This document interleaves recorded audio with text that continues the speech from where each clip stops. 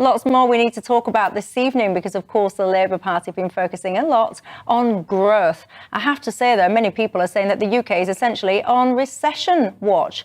It didn't go well. The economy is shrinking. It's down by 0.1% in October. These are the ONS figures. Let's listen to Rachel Reeves and what she has to say. But it's not possible to turn around more than a decade of poor economic growth and stagnant living standards in just a few months. But you'll see from the plans we've been announcing, whether that is the energy reforms we've published today, the reforms to build 1.5 million homes that we published yesterday, the pensions reforms, the creation of a national wealth fund, this government are getting on with the job in improving economic growth and driving up living standards. You can tell it's Friday because that entire time I was supposedly listening to Rachel Reeves there, the only thing I could hear in my own head, and I had to stop myself singing it out loud, is, you know that song, and I do apologise for my awful singing voice, but you know that song that goes, give me just a little more time? Do you know that song? Do you know what I mean? That's the only thing that I could hear. More time, more time, more time. That is what the Labour Party need. Is that going to fix things? Listen to Mel Stride, his view. And what this shows is that this government's constant talking down of the UK economy is coming through in these numbers. Zia Youssef, your thoughts? I don't think the biggest factor is talking down the British economy. I think the fact is that one could spend a century scouring the United Kingdom and struggle to find somebody less suited to be Chancellor of the Exchequer than Rachel Reeves. Harsh. We Why? have somebody She's whose an economist, first act, don't you know? somebody whose her first budget put a tax on jobs, increased the employer's national insurance contribution, wouldn't even acknowledge that that would have an impact economically. When we talk to people who run hospitality businesses, for example, I spoke to one just a few weeks ago, who said that the increase in national insurance to the employer had added £200,000 to his wage bill, which tips him over the edge in terms of having to put his business, sadly, into insolvency, which means that everybody was going to then lose their job. This is part of the problem when you have, or a symptom of the fact that you have a Labour cabinet, almost none of whom have ever had serious jobs where they were responsible for second and third order effects, let alone run companies. And so we have a Labour government who are willing to increase taxes on jobs, absolutely no understanding of systems, nor second and third order effects, who are obsessed with net zero and also have no understanding of supply and demand. You had Keir Starmer this week tweeting out that they were incredibly proud of their target of 1.5 million new homes during the period of this government. Now, by the way, that would be better than any government has ever done. Even if they were to hit that target, by their own numbers, they're importing 2.5 million net new people this year. How is that going to help people get onto the housing ladder? What you need is a surplus of new homes relative to population growth. We have the opposite. No optimism coming from there then when it comes to Rachel Reeves. Are you feeling slightly more optimistic about it, James? I'm afraid I'm not, because the problem with just wanging on about growth is unless you can find that magic button that they've hidden somewhere in the Treasury that says growth and just work out how you can just hit it, you actually need to have some policies and some plan to do so. And the reason why they've been talking about growth, and it's a kind of traditional right wing of the Labour Party thing to do, is to avoid talking about redistribution. Because if you say the economy is growing, therefore we don't need to talk about taxing the rich or looking at multinationals. James, the rich pay a fortune. How much more do you want people to pay? And how much more do you think people will withstand paying before they say, do you know what, no thanks, I'm off? So, for example, let's say you have more than £10 million in assets in the UK.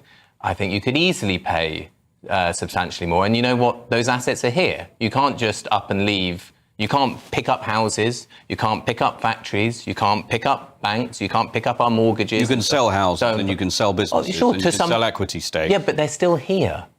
The business is still here.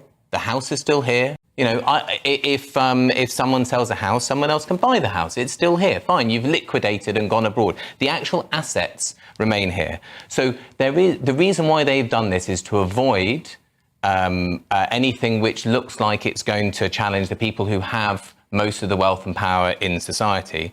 And there isn't a plan for growth. There really isn't. The only thing that they have that could touch the sides at all is the energy investment stuff, and it's got big holes in it, like the thing I was mentioning about how they're doing the auctioning. So no, I'm not confident that that we're going to have growth. We basically have continuity policies that we had from the previous government, which, barring some magical thing, some black swan event in a positive way that we haven't foreseen, you're not going to suddenly have lots of growth, at least not caused by the policies that we have. There's so much I want to say back to that, but I want you to have the chance to respond because you're a successful businessman in your own right.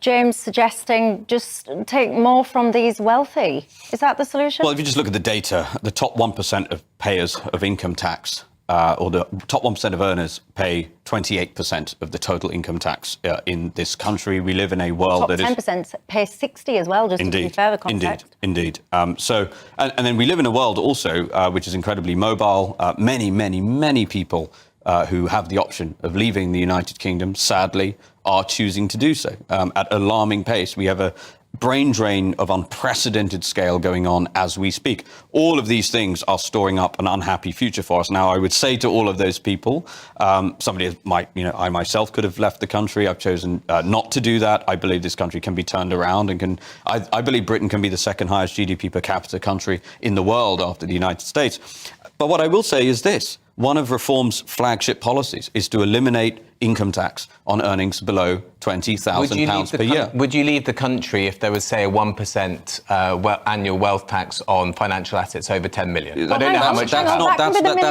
not a question. No, hold on, hold your horses, because that can be the million-dollar question that you can have the break to ponder, everybody, because I'm liking this conversation, so I want it to continue. I'll see you in 2.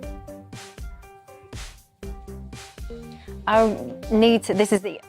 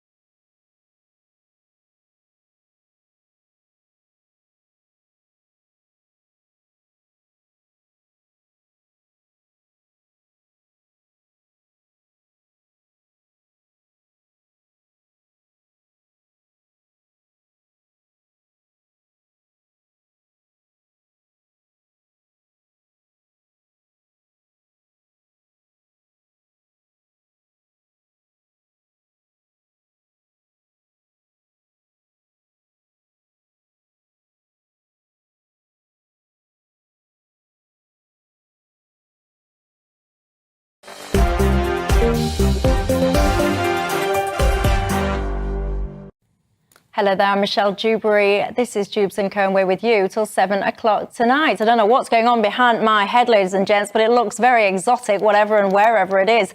We're not going anywhere, though. We're staying right here till 7. Alongside me, Zia Youssef, the chairman of Reform UK, and I've also got James Schneider, the co-founder of Momentum.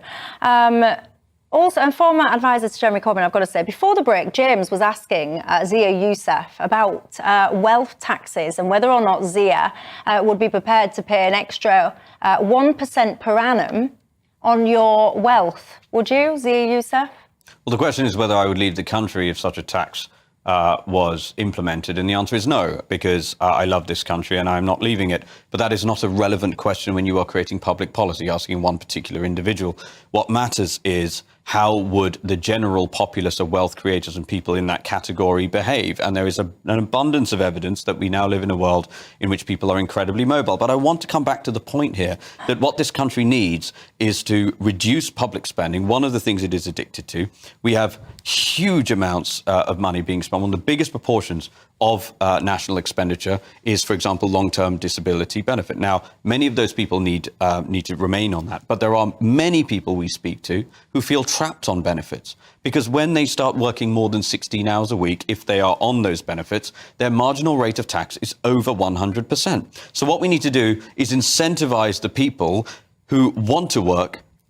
And to do that, reform would eliminate income tax below £20,000. That would help the youngest people in society and the oldest people in the working population. We live in a country now where over a fifth of our working age adults are not in work and are not seeking work. So all of these, unemployment figures are largely fake because they are gerrymandered by a government who has an incentive to gerrymander them. So what we need to do is incentivize work. And what we do right now is the opposite. When you start working more than 16 hours per week and you are on benefits, you literally have less money at the end of the month. And that is an abomination. Can I come back about this wealth creation point? Because you might have an argument if we were in an economy that was dynamic, that was producing new things, where there was lots of investment in the real economy. But we don't live in that. We live in a highly financialised economy where competition for control over assets and asset price inflation is the bulk of people's wealth. And in that context, growing wealth means that ordinary people, me and the people at home, are going to own fewer assets. It's not an original observation, but let's take Rishi Sunak, for example. He's got a net worth of, I think, £650 million. Right? Let's say he's not doing very well. He's only making 3% a year on that. So he's got, 20 million-ish pounds a year in passive income. He hasn't done anything. He's just got £20 million more a year.